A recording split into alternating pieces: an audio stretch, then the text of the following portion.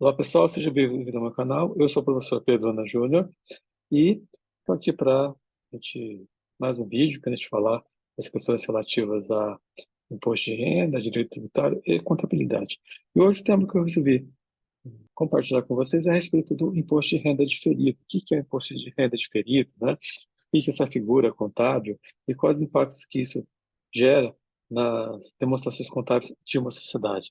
Então, para poder entender o que é o imposto de renda diferido, nós temos que entender qual é o fundamento, onde está isso na nossa regulamentação. Então, a questão do imposto de renda diferido está previsto no CPC 32, é o do Comitê de Posicionamentos Contábeis, que vai falar sobre tributos incidentes sobre lucro.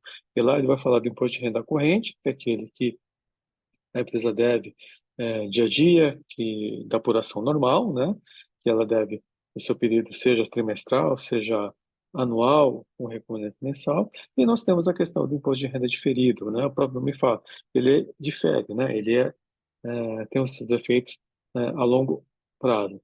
E a questão do imposto de renda diferido também se aplica à contribuição social sobre o lucro. Então, para a gente poder facilitar a questão do imposto de renda diferido, que está previsto no CPC 32, é que eu resolvi dar essa aula. Então, antes de mais nada, não esquece de curtir esse vídeo, compartilhar e fazer o seu joinha, porque isso é importante para a divulgação desse vídeo, né? Então, antes de poder entender o que é o imposto de renda diferido, é importante a gente entender a questão do que é lucro contábil e lucro real e lucro fiscal, porque a gente tem que entender essa questão, né, esse conceito, porque o imposto de renda diferido, né, ele é criado a partir das chamadas adições e exclusões temporárias, e para a gente poder entender isso, a gente tem que entender a base de cálculo do imposto de renda da pessoa jurídica, que apura pelo regime do lucro real, tá? Tem vídeo específico sobre esse tema, né, se você quiser se aprofundar sobre ele. Vou colocar o link aqui na descrição do vídeo, é importante você para poder entender melhor essa matéria. Então, nós temos o conceito de lucro contábil. O que é o lucro contábil? É aquele lucro que é formado pelas receitas, menos as despesas, menos os custos incorridos pela uma sociedade. Aí nós temos o lucro real, o lucro fiscal. Ele tem como lucro de partida o lucro contábil, que ele é ajustado pelas adições, né? Ele é diminuído pelas exclusões e também diminuído pelas compensações dos custos fiscais apurados em períodos anteriores, limitado à razão de 30%. E aí nós temos, né, que diferenciar o lucro contábil do lucro fiscal. Então, o lucro contábil é aquele apurado de acordo com a contabilidade, receita menos despesa menos custo, e lucro real, lucro fiscal, ele é o lucro contábil ajustado, seja pelas adições, ou seja, aquelas despesas que não são consideradas dedutíveis pela legislação do imposto de renda, ou aquelas receitas obtidas pelo contribuinte, e pelas exclusões, que são as receitas não tributáveis, né, previstas na legislação tributária, menos as compensações dos prejuízos fiscais apurados em períodos anteriores, limitados à razão de 30%. E aí, nós podemos concluir que o lucro contábil é diferente do lucro real e lucro fiscal. Por quê? Né? É muito difícil que eles sejam iguais, porque a maioria das empresas sempre vai ter algum tipo de ajuste que vai fazer com que o lucro real, lucro fiscal, fique diferente do lucro contábil, né? Por que isso, gente? Por que isso acontece? Porque o legislador tributário, ele não aceita ou não permite que determinadas despesas sejam deduzidas pelo contribuinte.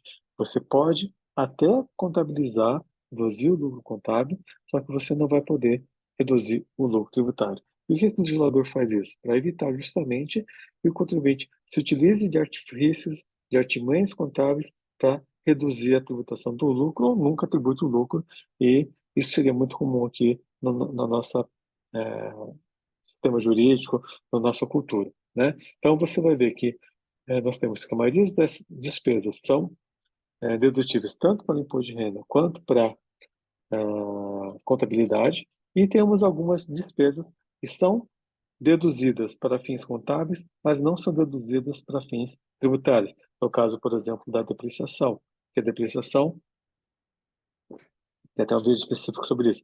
Você tem a depreciação contábil e a depreciação fiscal. Então, o legislador, ele fixa determinadas taxas de depreciação e o contribuinte tem que seguir para fins de dedutibilidade e para fins contábeis, o contribuinte pode seguir uma outra taxa que poderia ser pelo critério econômico. Temos a questão do leasing.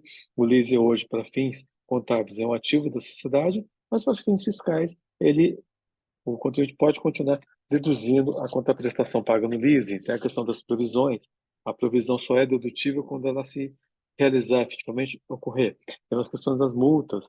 Determinadas multas, o legislador não permite que o contribuinte deduza, porque são as chamadas adições permanentes. Temos as questões dos brindes, que ele é uma despesa contábil, mas não é uma despesa dedutível para fins fiscais.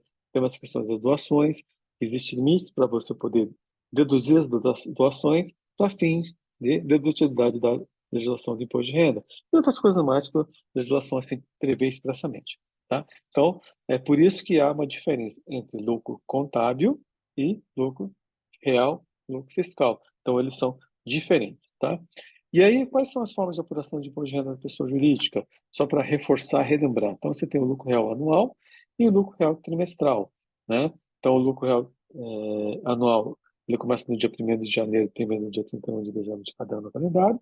Tem o lucro real trimestral, que você vai apurar 4 trimestres de apuração do imposto, né? De forma a calcular o imposto de renda e a contribuição sobre o lucro. Temos a forma de apuração do lucro presumido, que é uma forma de presunção da tributação do lucro, na qual eu só vou tributar a receita oferecida pelo contribuinte, né? É uma forma mais simplificada que o legislador permitiu que alguns contribuintes acabem adotando para poder fazer a tributação, mas isso não exime o contribuinte de ter demonstrações contábeis, ter contabilidade, e temos o lucro arbitrado, que é uma terceira forma de apuração do imposto de renda, que ainda é uma forma mais não muito usual, porque é uma das maneiras que o fisco tem para poder apurar o imposto de renda do contribuinte, quando, por exemplo, a contabilidade não se presta para fazer isso. Ou, se o contribuinte ele mesmo chega à conclusão que a contabilidade dele não se presta, ele pode optar em razões extremas em tributar o lucro pelo lucro arbitrado. Tá? Então, essas são as formas de apuração do imposto de renda que a gente tem hoje, prevista na nossa legislação, Lei 9.430 de 1996. E o que nos interessa para a gente poder entender, né, a questão do imposto de renda diferido? É o lucro real, né? Seja ele trimestral, seja ele anual. Por quê? É da sua base de cálculo, das suas adições e suas exclusões, né, é que eu vou calcular o imposto de renda diferido. Então, o lucro real ele é composto pelo lucro contábil, no qual eu vou ajustar as adições, que são as despesas não dedutíveis, e as receitas omitidas. Vou excluir as receitas não tributáveis e depois apurar a base de cálculo e vou poder compensar o prejuízo fiscal acumulado em períodos anteriores à razão de 30%. E temos o lucro presumido, que tributa somente a receita, como eu já disse anteriormente. Se você quiser saber um pouco mais de detalhes sobre a forma de apuração do lucro real e lucro presumido, temos vídeos aulas específicas sobre esse tema, vale a pena você analisar e estudar para poder aprofundar esse tema e entender melhor.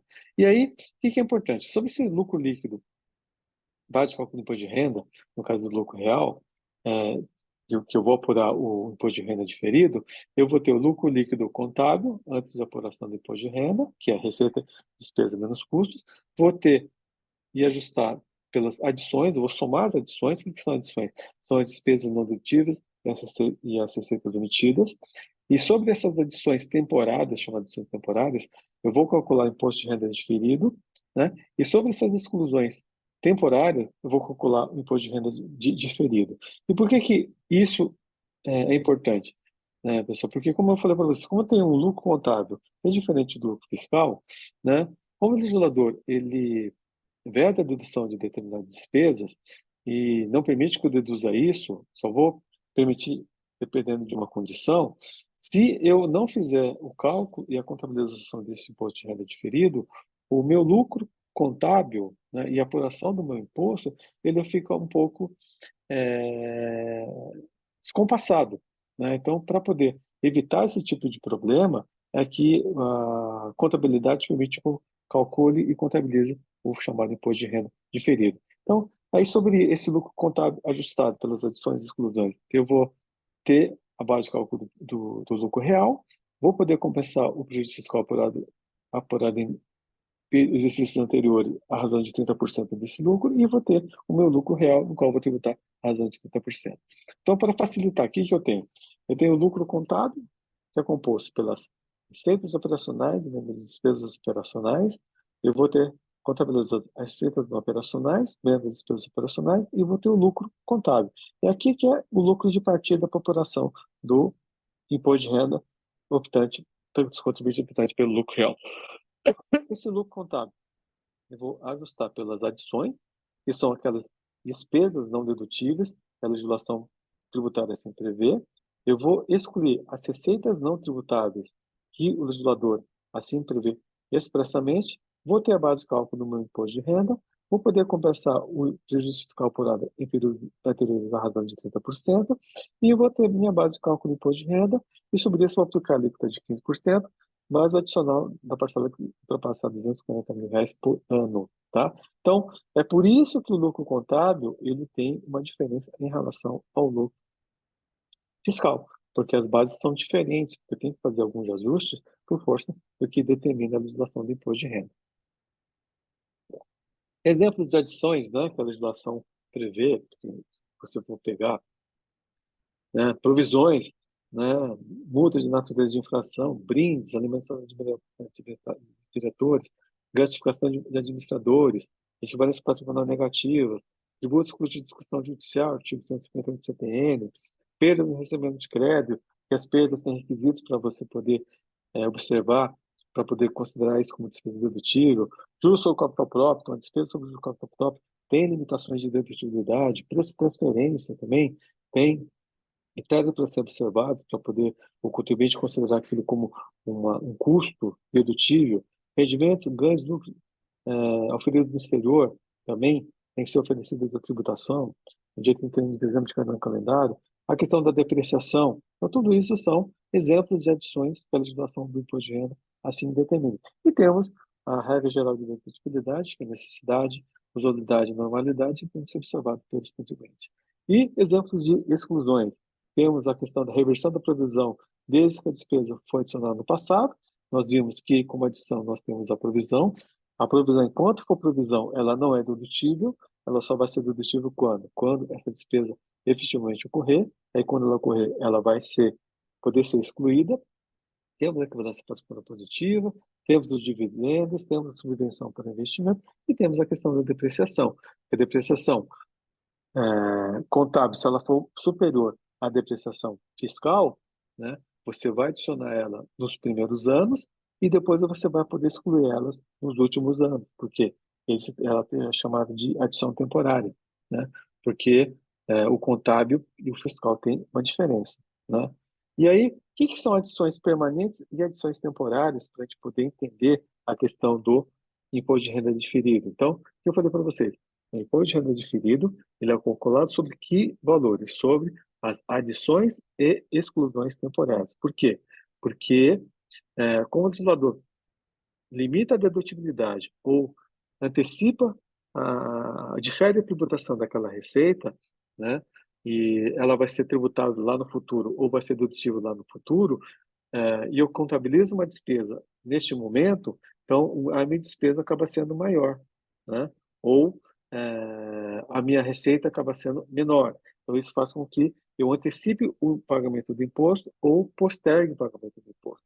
Então, para que o lucro, o imposto de renda contábil e o fiscal fiquem coerentes, é que existe a figura da contabilização do imposto de renda diferido. Então, o que são adições permanentes? São adições que, por força de lei, não respeitam os requisitos de dedutibilidade previstos na legislação do imposto de renda, seja ela expressamente ou seja ela subjetivamente, que tem que observar o artigo 311 do regulamento do imposto de renda, que tem que ser necessário o usual normal da atividade operacional. Então, exemplo, brindes, multa na inflação, alimentação de administradores, preço de transferência, dividendos, equivalência patrimonial. Então, esses são exemplos de adições e exclusões permanentes. A legislação limita a dedutibilidade ou não permite a sua tributação. Então, isso é definitivo. Então, ele vai ficar para aquela base de cálculo e eu não vou recuperar isso nunca, porque a legislação, assim, expressamente determina. E o que são adições e exclusões temporárias? Então, não são dedutíveis ou tributáveis no momento do seu registro, e somente serão dedutíveis ou tributados em momento posterior. É o exemplo da previsão. A previsão, quando ela é constituída, ela não é dedutível. Ela só vai ser dedutível quando? Quando houver a ocorrência daquele evento, quando eu perder aquele processo judicial, quando eu perder aquele auto de infração. Aí, nesse momento, essa despesa se torna dedutível. Então, o legislador tributário, o que ele fala? Você vai ter que tributar neste momento e só vai poder deduzir se realmente você perder aquele processo. Então, por isso que ela é temporária. Então, você adiciona agora e vou deduzir quando? Daqui a 10 anos, por exemplo. Né? Então, como eu tributo neste momento, então eu tenho recolhimento de imposto maior. Então isso me gera o quê? Um imposto de renda diferido ativo, tá? Que quando lá na frente isso se confirmar, tiver a minha despesa for dedutível, isso faz com que, né, aquele imposto que eu estou recolhendo agora, né, foi uma antecipação, né, contabilmente falando. Então, para poder demonstrar isso no balanço da sociedade, para que meu balanço e minha demonstração financeira fique o mais próximo possível da realidade, é que a contabilidade criou essa metodologia de contabilização do imposto de renda diferido. E a receita é a mesma coisa. A receita ela não é tributável neste momento, porque há um diferimento da tributação dessa receita, e ela só vai ser tributada quando? Lá na frente, né? Quando essa receita for efetivamente tributada, porque a legislação permite, como o caso, exemplo de uma tributação por caixa, um contrato de longo prazo, que a legislação do imposto de renda permite que eu não tribute pelo regime de competência, mas tribute pelo regime de caixa. Então, neste momento, né, eu estou deixando de pagar o imposto, só que eu vou ter que pagar lá na frente. Então, eu vou ter que criar e constituir na minha contabilidade o chamado imposto de renda diferido passivo, tá? Então, é por isso que existe o mecanismo da contabilização e o registro do imposto de renda diferido, seja ele ativo, né, seja ele passivo. Ativo é sobre as adições temporárias. Passivo é sobre as exclusões temporárias. De maneira que o meu balanço e minha demonstração financeira fique o mais próximo possível da realidade, de maneira a que o usuário da contabilidade, seja acionista, seja administrador, seja o credor, seja qualquer um que precise daquela informação, vai conseguir visualizar e verificar que o balanço está mais próximo possível da realidade, tá? E aí, né, como estava falando para vocês, o imposto de renda diferido ativo, ele é constituído sobre que valores? Sobre as chamadas adições temporárias, como, por exemplo, a provisão para contingência. Então, no momento da constituição, não é uma despesa dedutível, portanto, eu vou ter um pagamento maior do imposto de renda, eu vou antecipar um imposto de renda maior, né? Só que lá na frente, se eu perder esse processo, essa despesa se vai concretizar. E, portanto, esse imposto que eu paguei é indevido. Então, lá na frente, eu vou conseguir recuperar, né, a dedutividade desse valor. Então, para que o balanço possa refletir o melhor possível da realidade, eu constituo um imposto de renda diferido ativo. E já o imposto de renda diferido passivo, eu vou criar sobre o quê? Sobre as chamadas exclusões temporárias, né? Como, por exemplo, da depreciação. Então, a depreciação acelerada incentivada, que a legislação permite que eu possa antecipar a dedutividade daquela depreciação, né? O que que vai acontecer? Eu antecipo, né? Eu difiro a tributação daquele valor, só que eu vou ter que tributar lá na frente. Então, quando isso acontece, eu tenho que constituir o chamado imposto de renda diferido passivo, tá? Então, o ativo é sobre as deduções temporárias e o passivo é sobre as exclusões temporárias. Eu posso também criar um imposto de renda diferido sobre prejuízo fiscal, desde que eu tenha perspectiva de geração de lucro, né, que vai absorver esse prejuízo no futuro, né? Então, nesse momento, eu também posso fazer a constituição do imposto de renda diferido sobre os chamados prejuízos fiscais acumulados, né? E aqui tem um exemplo, né, que eu queria só para reforçar de como funcionaria a constituição de um imposto de renda diferido ativo. Então, vamos imaginar, a empresa tem lá uma demonstração de resultado, tem uma receita de serviço de 100 mil, calculou o PIS de 650, 0,65, o COFINS de 3%, 3 mil, ISS de 5%, 5 mil, e vai ter uma receita operacional líquida de 91.350. Ela tem como custo R$ 30.000, ela tem uma provisão para contingência de 5.000, tem uma equivalência patrimonial negativa de 1.000, tem uma receita de dividendo de 3.000, tem uma receita financeira de 2.000 e tem apurou um lucro contábil de 60.350. Aí ela vai calcular o imposto de renda. Então, como é que ela faz? O lucro de imposto é 60.350, o lucro contábil. Ela vai ajustar, vai adicionar 5.000 de provisão para contingência, vai poder excluir 1.000 de dividendo, que é uma receita não tributável, né? Vai adicionar 1.000 de equivalência patrimonial, vai excluir os 3.000 de receitas de dividendos, vai apurar um lucro real de 603.350. Então, a gente vê que o lucro contábil é diferente do lucro fiscal. Sobre isso, eu vou calcular o imposto de renda razão de 25%, 15% de alíquota principal mais 10% adicional da pessoa que ultrapassar às vezes R$ 40.000. Aqui só para fins didáticos, eu coloquei como alíquota 25%, e a empresa vai ter que contabilizar como despesa esse imposto de renda e um passivo de 15.837,50 lá no seu balanço patrimonial. Só que, por força da legislação tributária, eu tenho que adicionar essa provisão para contingência e ela é uma adição temporária. Por quê?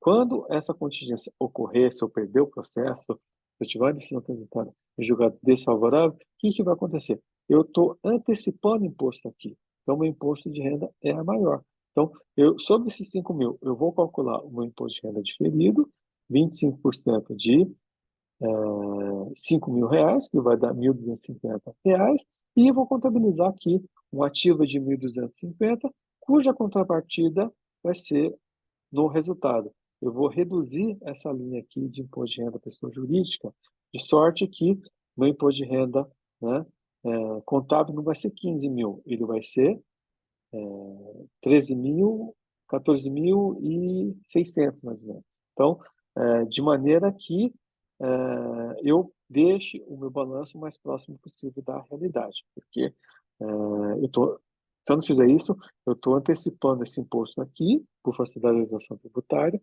só que contabilmente eu tenho uma despesa maior, que lá na frente eu vou poder recuperar caso essa contingência se materialize. Então, é por isso que é a criação do imposto de renda diferido, tá?